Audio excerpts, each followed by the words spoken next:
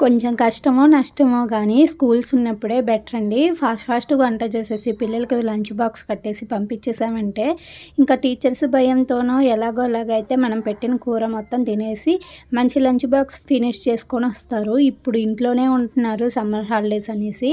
అసలు ఏ కూర వండినా, ఏం ఫుడ్ చేసి పెట్టినా నాకు అది నచ్చట్లేదు, ఇది నచ్చట్లేదు అంటున్నారు. ఈరోజు మధ్యాహ్నం అయితే బెండకాయ పులుసు చేశాను కదా! అస్సలు తినట్లేదనమాట. అందులో ఆమ్లెట్ వేసి ఇచ్చినా కానీ తినట్లేదనమాట. ఇంకా వాళ్ళ డ్యాడీ చూడలేకైతే చికెన్ అయితే తీసుకొచ్చారు. అంటే చికెన్ లివర్స్ అయితే తీసుకొచ్చారనమాట. ఇంకా ఫాస్ట్‌గా అయితే వంట చేసేసి అలాగే దానికి కాంబినేషన్‌గా అయితే చపాతీ కూడా చేసేస్తున్నాను. ఇంకా పిల్లల సంగతి అయితే ఇలా ఉందనమాట. సమ్మర్ హాలిడేస్ అని ఆ ఫుడ్, ఈ ఫుడ్ చేసి పెడుతూనే ఉన్నాను. అయినా కానీ ఇలాంటి బెండకాయ, దొండకాయ ఇలాంటి కూరలైతే అస్సలు తినట్లేదనమాట. మొత్తానికైతే ఇక్కడ కర్రీ అలాగే చపాతీ ప్రిపరేషన్ అయితే అయిపోయింది. ఇంకా వాళ్ళకైతే పెట్టిచ్చేస్తున్నాననమాట.